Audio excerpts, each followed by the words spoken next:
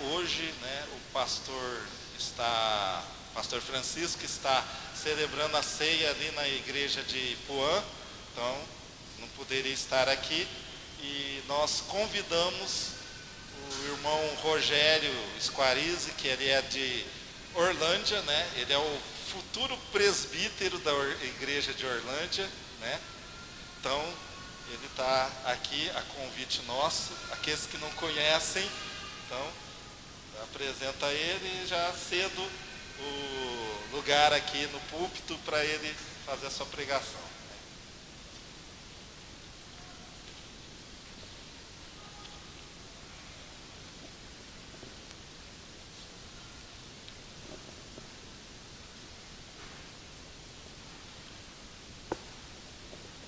Boa noite a todos, graça e paz de Cristo Jesus. Estou muito feliz por essa oportunidade ímpar que eu tenho para conhecer novas pessoas. Estou alegre também por aquelas que já conheço, e eu trago um abraço do reverendo Evandro e da igreja que se encontra em Orlândia. Nosso irmão Heitor já orou apresentando a minha vida, e o meu desejo é que o Espírito Santo de Deus fale, como tem falado nessa caminhada cristã, fale mais uma vez ao seu coração. Te convido a abrir a Bíblia juntamente comigo.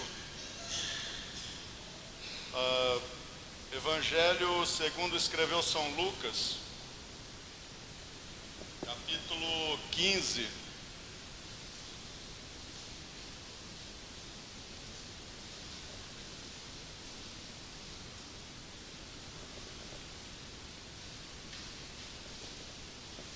Evangelho de Lucas, capítulo 15. Nós vamos ler do versículo 11 ao verso de número 32.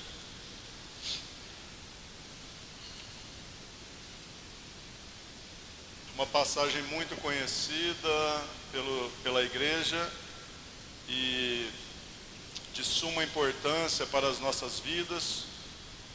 Uma passagem que não se concentra todas as doutrinas, mas as primordiais se encontram aqui.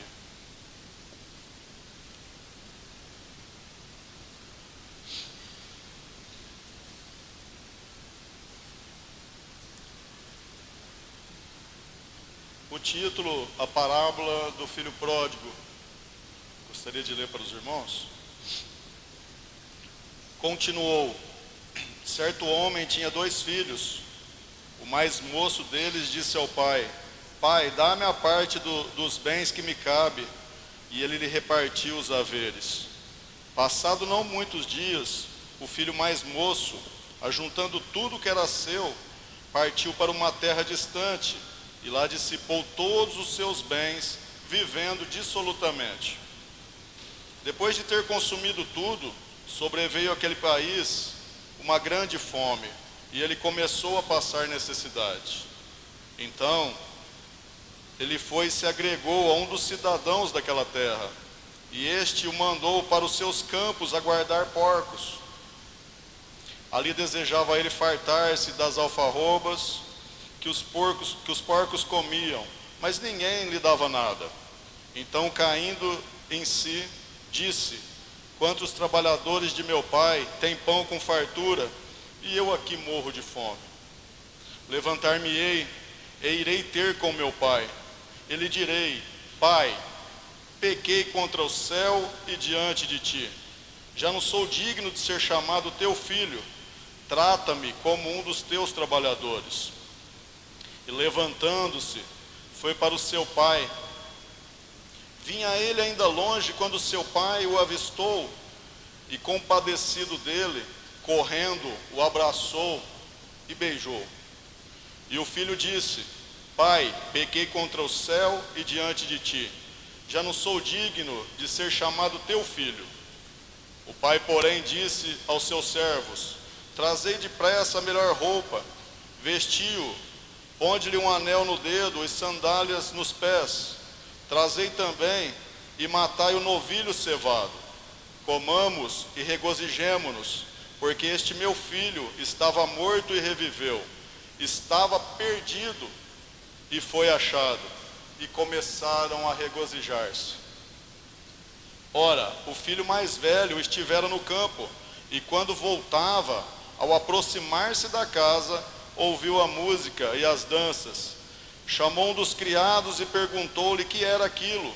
E ele informou: veio teu irmão, e teu pai mandou matar o novilho cevado, porque o recuperou com saúde. Ele se indignou e não queria entrar. Saindo, porém, o pai procurava conciliá-lo. Mas ele respondeu a seu pai: há tantos anos te sirvo sem jamais transgredir uma ordem tua, e nunca me deste um cabrito sequer para alegrar-me com os meus amigos. Vindo, porém, esse teu filho, que desperdiçou os teus bens com meretrizes, tu mandaste matar para ele o novilho cevado? Então lhe respondeu o pai: meu filho, tu sempre estás comigo, tudo que é meu é teu. Entretanto, era preciso que nos regozijássemos e nos alegrássemos, porque esse teu irmão estava morto e reviveu, estava perdido e foi achado. Amém?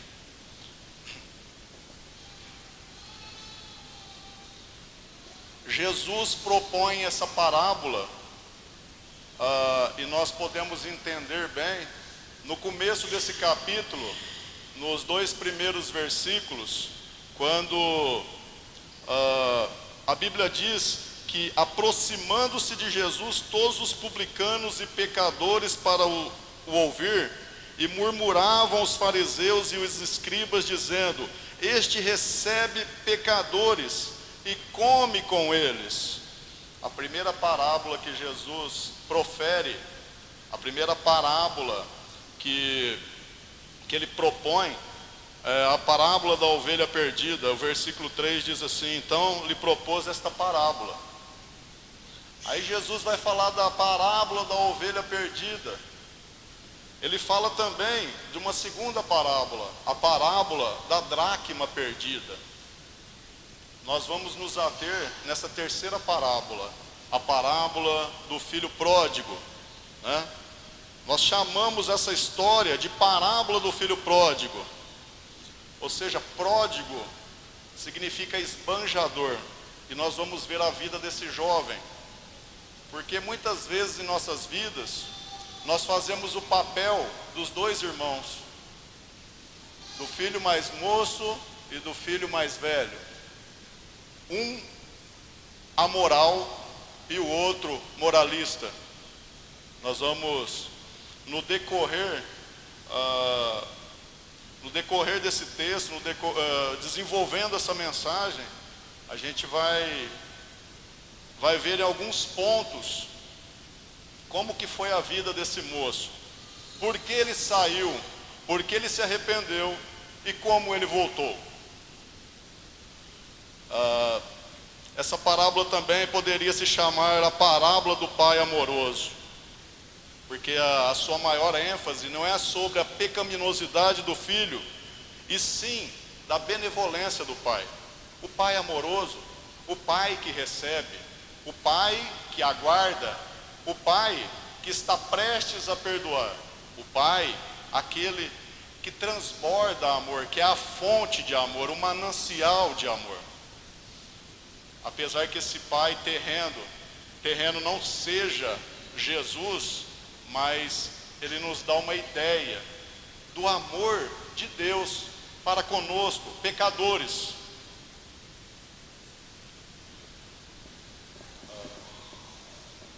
Ao contrário dessas parábolas, dessas primeiras parábolas, a parábola do pastor e da mulher, o pai não saiu à procura do filho, mas foi a lembrança da bondade do pai que levou o rapaz ao arrependimento e perdão. Se nós olharmos para a epístola de Paulo aos Romanos, capítulo de número 2 e versículo de número 4, Nós vamos ver Paulo escrevendo para uma igreja que ele não conhecia, mas que ele amava. Paulo escreve dizendo dessa forma: ou despreza a riqueza da sua bondade, tolerância e longanimidade, ignorando que a bondade de Deus é que te conduz ao arrependimento. Ou seja, nós vamos aprender hoje, mais uma vez, e isso vai ficar gravado em nossos corações e mentes, que a bondade do Senhor é que conduz o pecador ao arrependimento. A bondade do Senhor, tudo vem dele, para ele, por ele. Essa história, essa parábola proposta, ela nos apresenta 3 experiências desse rapaz. E eu gostaria de trabalhar essas 3 experiências com os irmãos aqui nessa noite. A primeira experiência está no versículo 11 a 16. Nos versículos 11 a 16. A primeira experiência desse moço foi uma rebelião. Uma rebelião. Ele foi para uma terra distante, uma terra longínqua.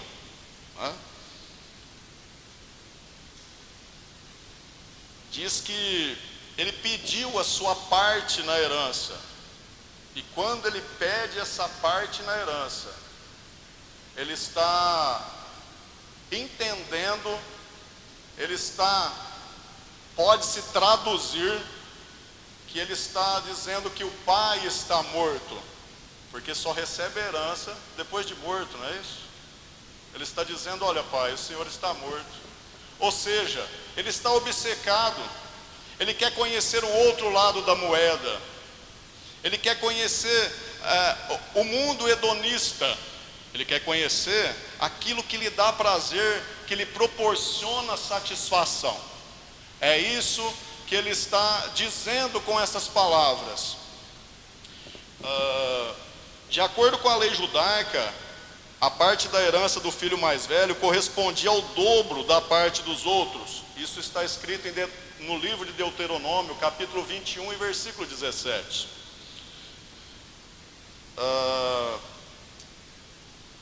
Então ele está tratando o pai, ele está dizendo com essas palavras: pai, gostaria que o senhor estivesse morto. Ele está pedindo a sua herança, ele quer a parte dele. E o pai, sem falar nada, concede essa parte a esse moço. Um escritor famoso, Thomas Huxley, ele disse assim, que as piores dificuldades de um indivíduo começa quando ele tem a possibilidade de fazer o que ele bem entende. Ou seja, uma pessoa sem limites, uma pessoa que tem a possibilidade de fazer o que ele bem quer, o que bem quiser. Ele é o dono dele mesmo, ele é o dono da situação. Ele não ouve ninguém, ele não vê ninguém, ele não dá atenção para ninguém. Esse homem, esse moço, melhor dizendo, ele está maravilhado com o que disseram para ele. Ele está com a sua cabeça, como dizia a minha avó, ele está com a cabeça virada. A inclinação dele está para a carne. Ele quer conhecer o mundo, ele quer conhecer os prazeres do mundo.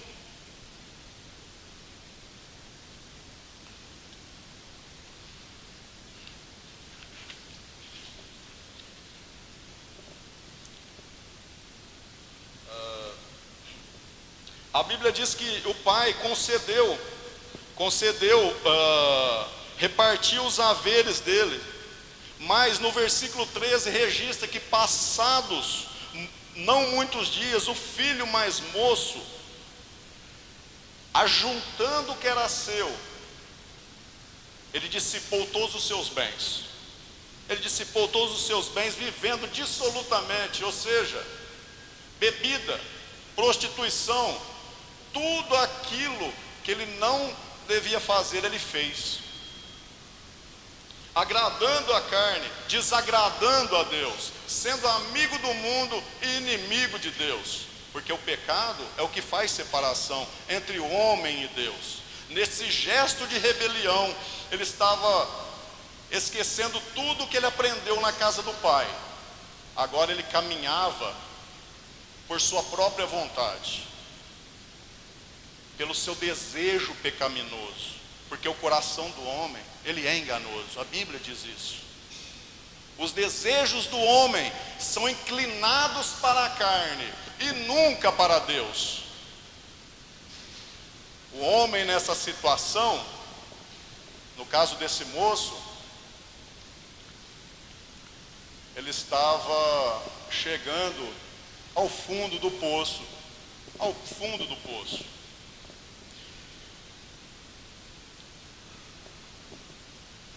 Versículo 14: depois de ter consumido tudo, sobreveio àquele país uma grande fome e ele começou a passar necessidade. Eu assisti um desenho certa vez, é até legal.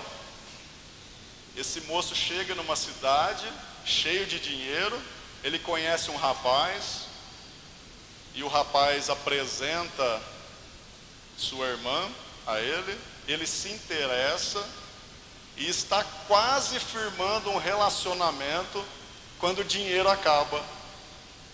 Quando o dinheiro acaba, e ele vai bater na casa desse amigo, e quem está na sacada? A moça. A moça olha, e quando vê aquele moço maltrapilho, já não é aquele menino bonito, arrumadinho, né? Aquele moço elegante, saudável, mas já é um jovem sofrido, porque ele está passando necessidade. E nós sabemos muito bem que quando começa a faltar alimento, faltar alguma coisa, quando se tem, o preço é exorbitante. Quando alguém tem o produto, ele vende a um preço exorbitante. E esse moço bateu, essa menina entrou, o rapaz que se dizia amigo dele, abriu a porta e ao vê-lo disse: não posso te ajudar, e fechou a porta, virou as costas, fechou a porta e entrou para os seus afazeres. Esse moço saiu triste, ele estava com fome, estava desamparado, estava sem dinheiro,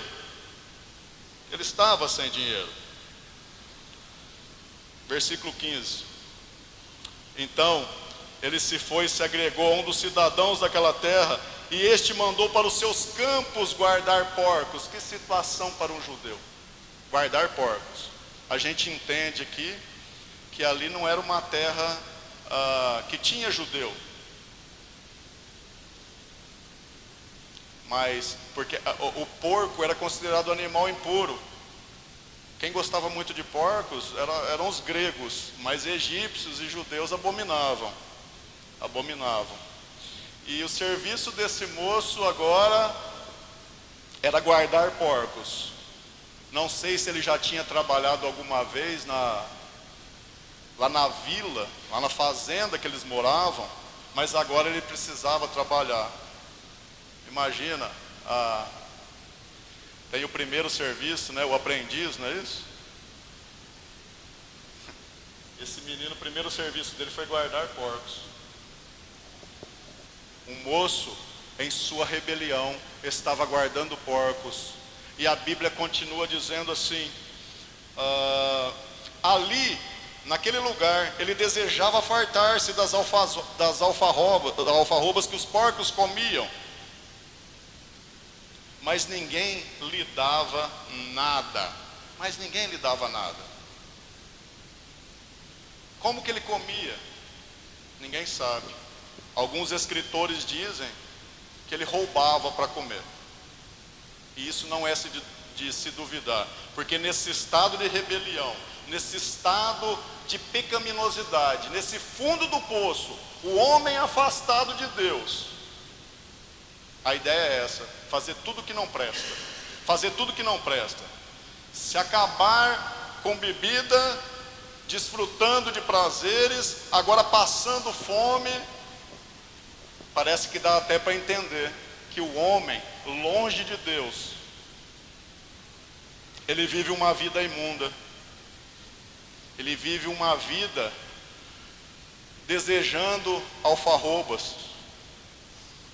Esse moço desejava comer vagem doce que os porcos comiam, mas ninguém lhe dava. Longe de Deus é só frustração.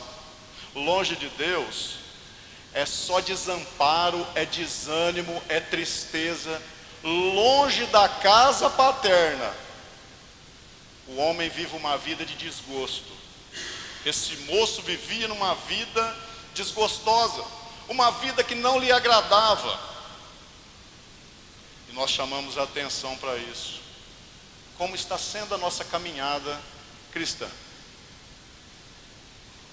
Nós estamos sendo mais amigos do mundo ou mais amigos de Deus?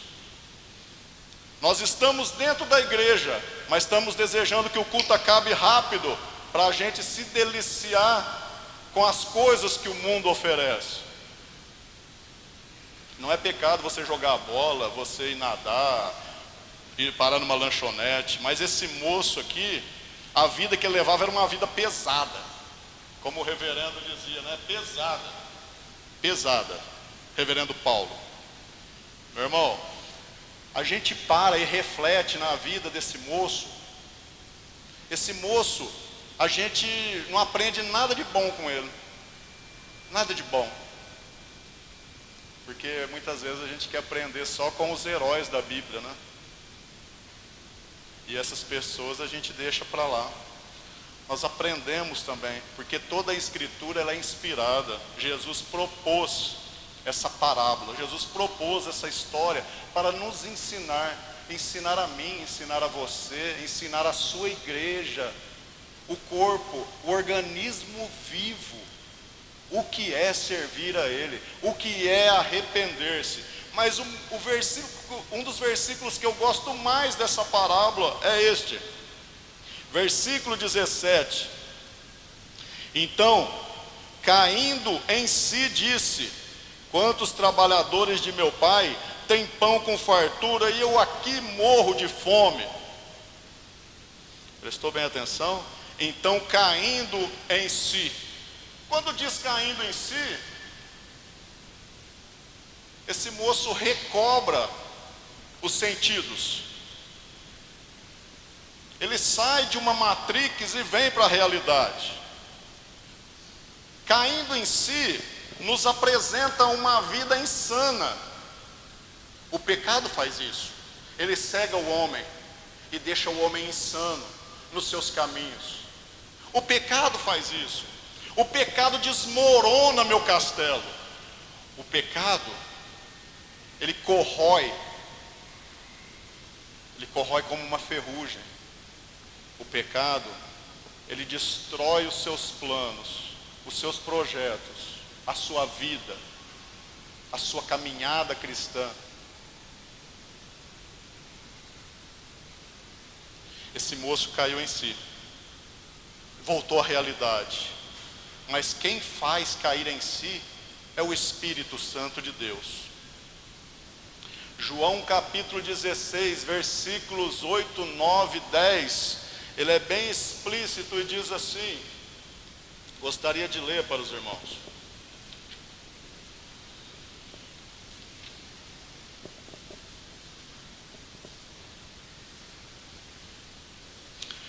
Quando ele vier, convencerá o homem do pecado, da justiça e do juízo. Versículo 9, do pecado, porque não crê em mim. Da justiça, porque vou para o Pai e não me vereis mais. Do juízo, porque o príncipe deste mundo já está julgado.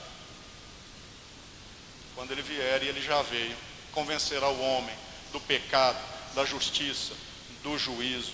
O Espírito Santo de Deus convenceu. Deus, por meio do seu Espírito, convence esse moço. Esse moço cai em si. Agora ele formula um discurso e anda discursando até chegar na presença do Pai. E a formulação do seu discurso é essa. O discurso é esse: levantar-me-ei irei ter com meu pai e lhe direi: Pai, pequei contra o céu e diante de ti, já não sou digno de ser chamado teu filho, trata-me como um dos teus trabalhadores. Agora ele está pronto para escrever um discurso, chegar até ao pai e pedir misericórdia, pedir perdão para o pai. Se esse rapaz tivesse parado nesse ponto, se ele tivesse só sentido pesar e remorso, não ia acontecer nada.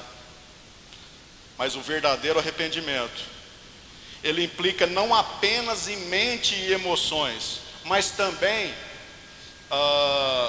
implica em volição, em fazer. Olha o verbo, versículo 18, tem 3 verbos: verbo levantar, verbo ir e verbo dizer. Levantar-me-ei, irei, lhe direi. Ele tomou essa decisão. Quando ele volta à realidade, o Espírito Santo causa esse arrependimento no coração desse moço, e ele toma uma posição. Não é aquele moço que estava chorando no seu canto, arrependido, sem fazer nada. Ele tomou uma decisão. Ele levanta, ele vai e ele diz. Nossas decisões, meus irmãos, elas podem ser nobres,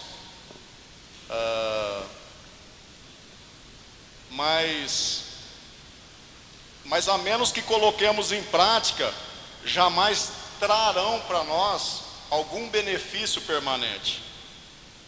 Se o arrependimento é verdadeiramente obra de Deus, e nós sabemos que é, o pecador obedecerá a Deus, crerá em Jesus Cristo, e crendo será salvo.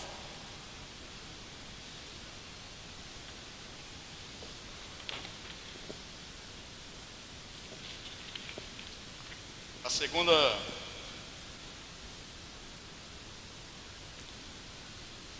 esse filho mais novo, ele sonhava em desfrutar sua liberdade. O pecado, ele promete liberdade, mas traz escravidão. Ele promete sucesso, mas traz fracasso. Promete vida, mas como está escrito lá em Romanos capítulo 6 e 23, o pecado, o salário dele é a morte. O rapaz, ele pensou que encontraria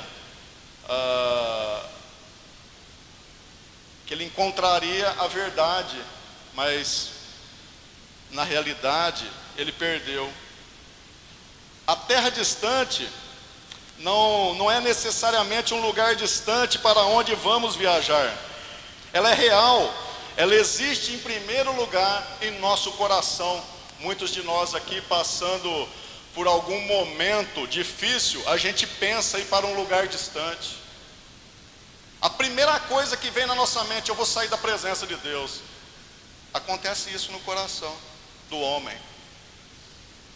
Acontece isso. Ele não pensa em deixar trabalho, não pensa em deixar nada. A primeira coisa: hoje eu não vou no culto, hoje eu não vou orar, minha vida devocional está um bagaço, eu não estou nem aí.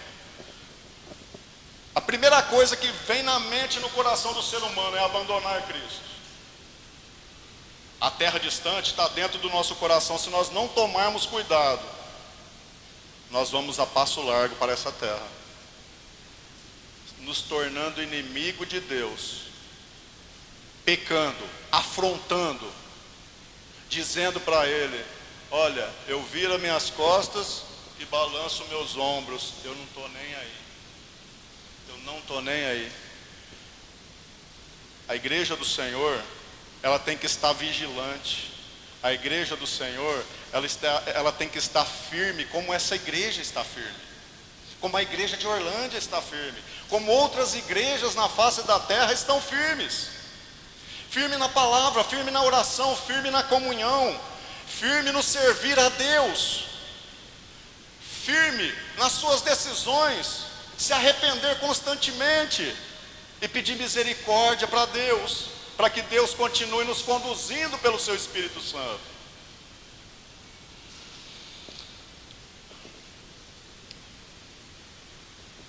A segunda coisa,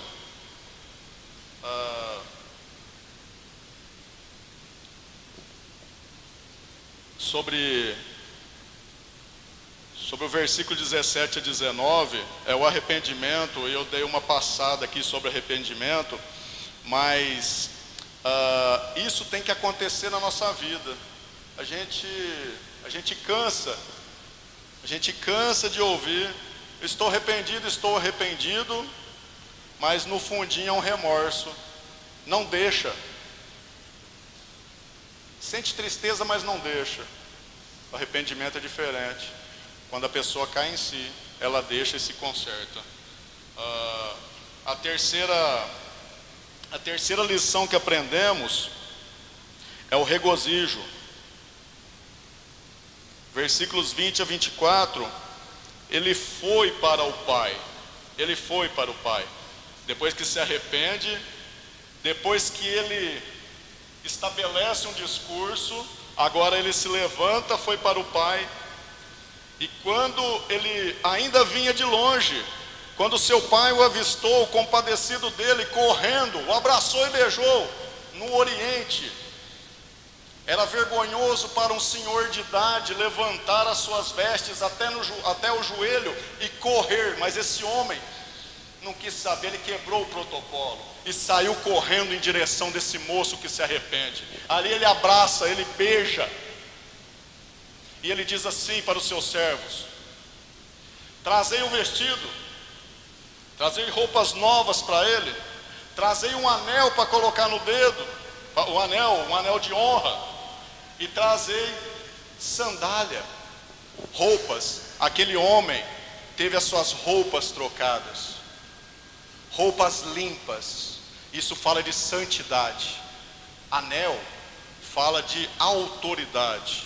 E sandália mostra que esse moço não era mais escravo, porque o escravo andava descalço. Mas esse homem agora tinha uma sandália, ele era livre. Ele era livre, ele estava na casa do Pai. Ele estava na presença do Pai.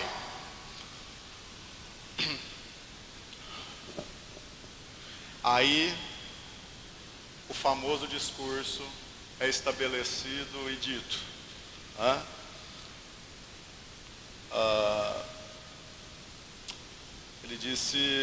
Ele faz esse discurso e ele diz que ele pecou contra o céu e pecou contra o Pai. Todo pecado é diretamente afronta a Deus, depois ao ser humano. Ele diretamente afronta a Deus, depois o ser humano. E aí o pai diz assim: olha, trazei também o novilho cevado, comamos e regozijemos, porque esse meu filho estava morto e reviveu, estava perdido e foi achado. E começaram a regozijar-se. Se a gente olhar para os últimos versículos das parábolas, a gente vai entender o que a parábola diz. A primeira parábola, no último versículo, diz assim: digo-vos que ainda haverá maior júbilo no céu por um pecador que se arrepende do que por 99 justos que não necessitam de arrependimento. Versículo 10 da segunda parábola diz assim: eu vos afirmo, de igual modo, há júbilo diante dos anjos de Deus por um pecador que se arrepende.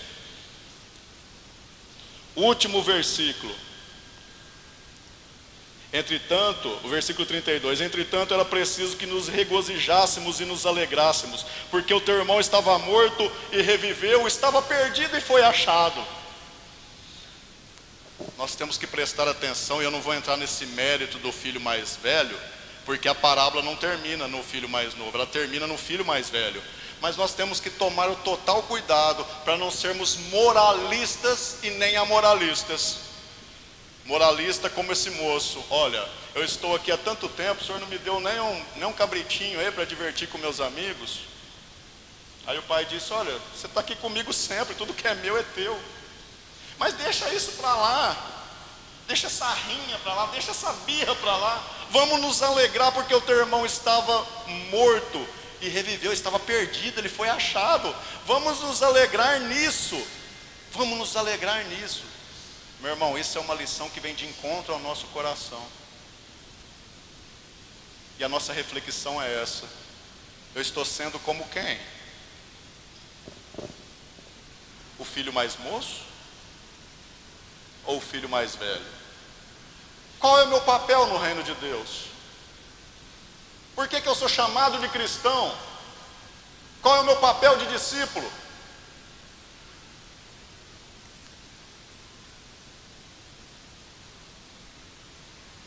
Eu saio da Matrix e venho para a realidade. E entendo que eu necessito da misericórdia, amor, bondade do Senhor a todo momento da minha vida. Meus desejos pecaminosos, nós somos regenerados, mas nós temos essa natureza pecaminosa, ou seja, essa semente do pecado está dentro de nós. E se não tomarmos cuidado, isso ganha proporção.